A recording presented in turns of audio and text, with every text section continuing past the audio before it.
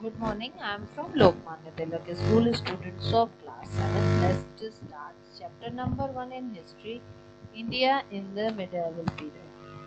Okay, in this chapter, we are going to read about the history of medieval period, about the literature as well as archaeological sources of the period, about the emergence of new social political groups and kingdom, etc.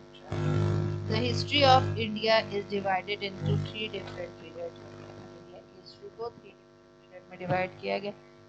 Ancient, medieval and modern. You read about ancient period in class 6. In class 7 we are going to read about medieval period, and modern period we will go to read in class 7. We have already read about the ancient period in class 6. In class 7 ठीक है.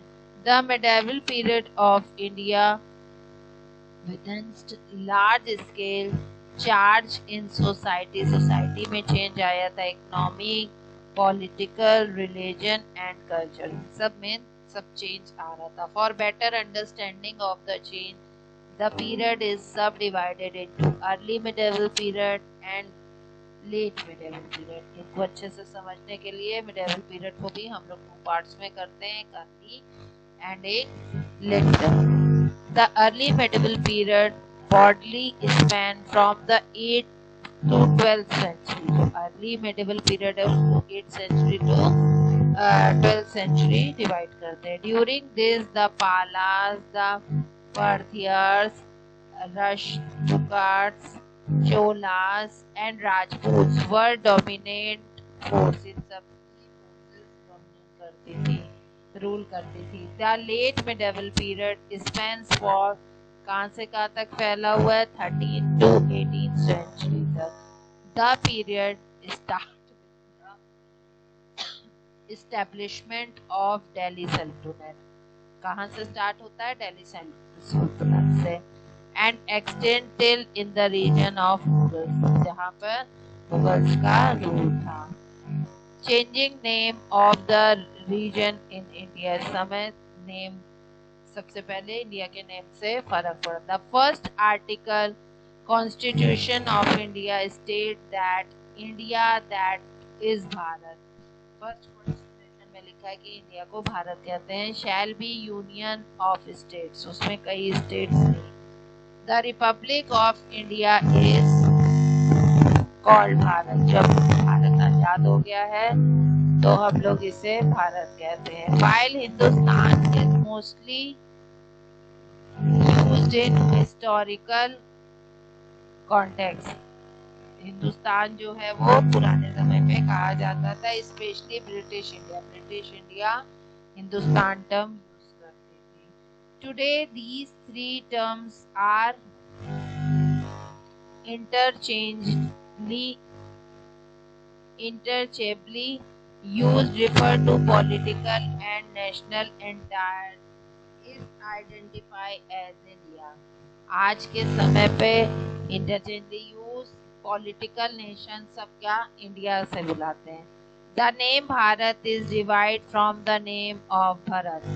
जो भारत का नाम है उसको हम लोग the name of Bharat, Bharat का नाम कहाँ से, the name of Bharat son of Dushyant. Dushyant और जो कि एक बहुत बड़ा शासक था, legendary ruler mention in Bharat, जिसके बारे में महाभारत में लिखा गया है. भारत उसी के बेटे का नाम था. Similarly the India has been used since 17th century, जिसे कि 17th सेंचुरी में लिया गया था. According to Herodotus the Greek historian, Greek का एक इतिहासकार था, is an English divides from Greek via Latin, Latin से India, which stood religion beyond the river Indus, जो इंदुस रिवर के पास से था. The name ultimately divided from Sindhu, Sindhu से डिवाइडेड हुआ था, which is Sanskrit name of river, जो कि संस्कृत में नदी के नाम को कहते हैं. The ruler is in Sultanate and Mughal period called India dominant Hindustan. जो मुगल का शासक थे वो हिंदुस्तान यूज करते थे. But the Hindustan did not carry the same main interest. Hindustan का यही फॉर एग्जाम्पल जो सिराज आ क्रॉनिकल ऑफ 13th सेंचुरी का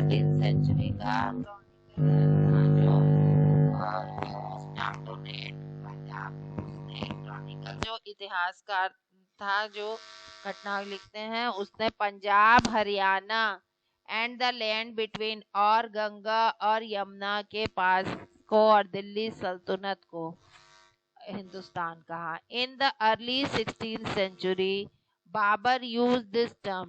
16th सेंचुरी में बाबर ने हिंदुस्तान टर्म यूज किया टू डिस्क्राइब ज्योग्राफी, यहाँ के भूगोल शास्त्र को, फना एनिमल लाइफ को, कल्चर यहाँ के कल्चर को, एंड इनहेबिटेंट्स यहाँ पे के जो इनहेबिटेंट एंड सब कॉन्टिनेंट्स को उसने हिंदुस्तान के रूप में कहा। Hindustan become सिनोनियम with India, India का सिनोनियम बन गया ओनली ड्यूरिंग ब्रिटिश राज में। Thus, while the idea of geographical and cultural entity like India did exist during the medieval period. Thus, while geographical culture ये सब medieval period में था, the term Hindustan did not carry political, तब राजनीतिक रूप से हिंदुस्तान शब्द नहीं किया जाता, national meaning which preserve today, जो जैसा कि आज है। Sources of the medieval period के क्या क्या सोर्सेज थे? We have learn that historians depend on the sources. Historians कहाँ से आप कहीं का इतिहास लिखेंगे? सच एज मनुस्क्रिप्ट क्या, वहाँ के बारे में जो हाथ से लिखते थे। इनस्क्रिप्शन, वहाँ की बिल्डिंग के बारे में, वहाँ का आर्टिफैक्ट्स कैसे थे, कॉइन्स कैसे थे, इसी से तो हिस्ट्री बनती है ना। टू स्टडी द पास्ट, इसी से तो हम वहाँ के समय की बातें पता कर पाते हैं। However, one of the distinct feature of the source of the medieval period that is number of variety in literary और textual record। वहाँ का लिटरेचर साहित्य कैसा था, वहाँ का टेक्सचुअल रिकॉर्ड कैसा था, इंक्रीज नोटिसबली ड्यूरिंग दिस पीरियड, ये सब इस पीरियड में नोटिस किया जाने लगा। लिटरेरी सोर्सेज, लिटरेरी लिखने के साहित्य के क्या क्या सोर्सेज थे? Paper was invented China around 100 BCE। 100 BCE में चाइना में पेपर का इन्वेंशन हो गया था।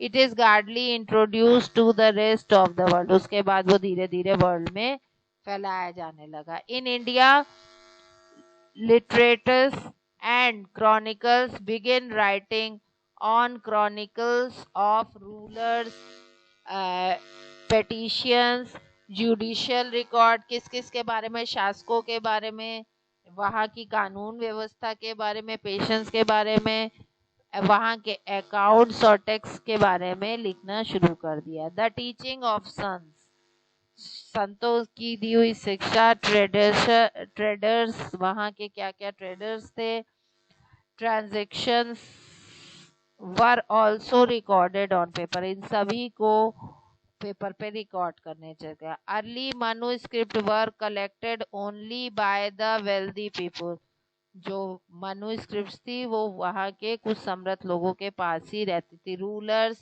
वहाँ के रूलर्स के बारे में थी मनुस्क्रिप्ट्स। मॉनेस्ट्रीज, किनका किनका राज्य था। Temples and stored in archives, इन सबको एक जगह पे संग्रह करने के लिए आर्चीव्स ऐसी जगह होती थी जहाँ पे हस्तलिखित किताबें संग्रहित रहती थी, उनका कलेक्शन किया जाता था जो हैंड रिटन रहती थी। मनुस्क्रिप्ट्स and documents provide a lot of detailed information to historians। जो manuscript थी उसी के अकॉर्डिंग तो historians ने वहाँ की डिटेल इंफॉर्मेशन कलेक्ट की।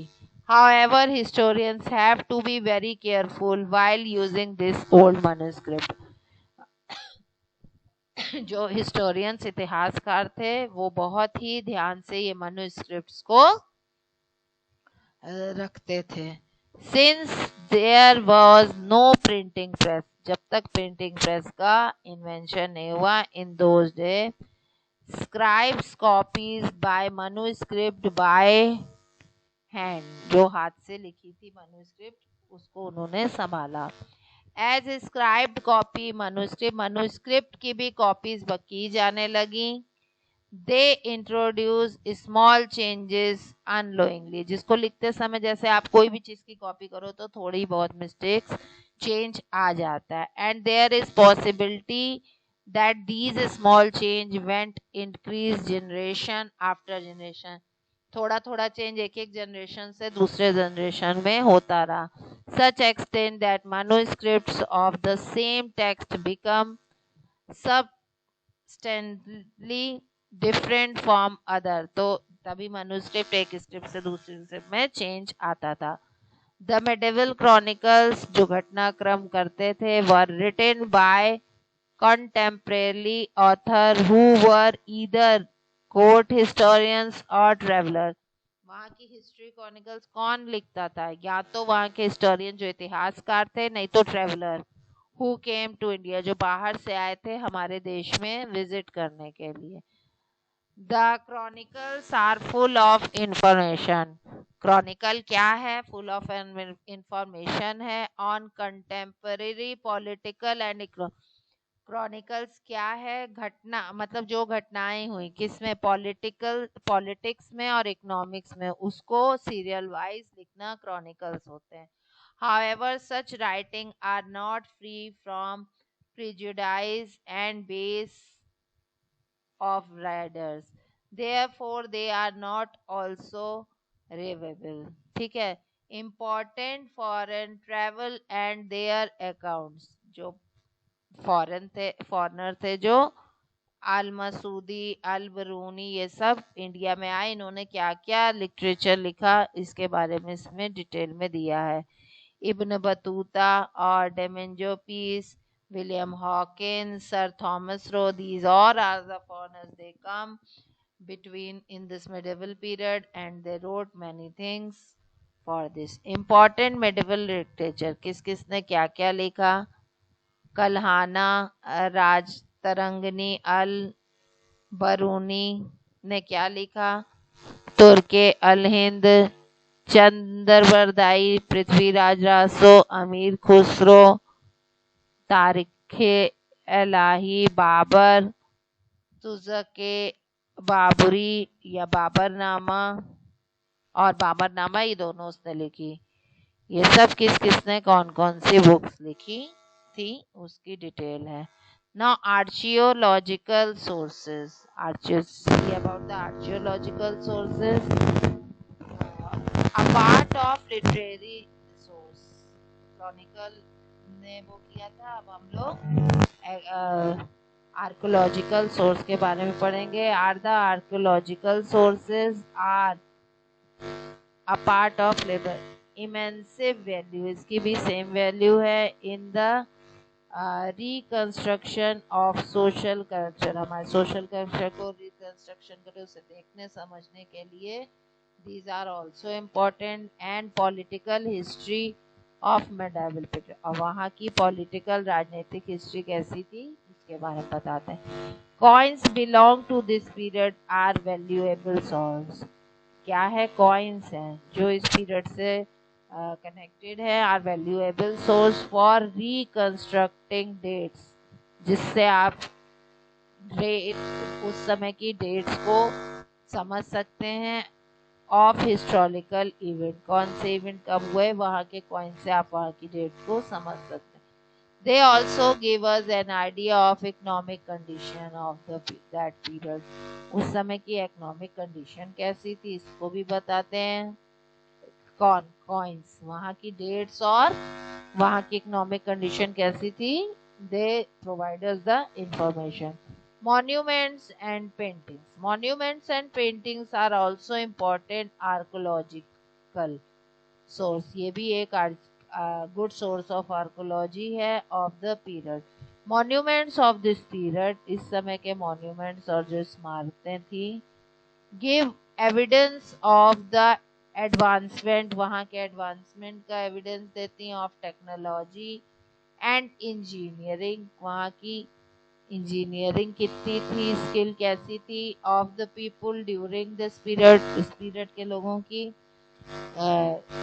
They also inform about the different architectural style, वहाँ का आर्किटेक्चरल स्टाइल कैसा था, ये सब भी बताते हैं। Many inscriptions were also place on the wall, कई तरीके के इंस्क्रिप्शन जो थे वो वॉल पे लिखे रहते थे। Of this monument which tell us the about the life, वहाँ के पीपल की लाइफ और कल्चर कैसा था, इससे हम लोग को पता चलता है।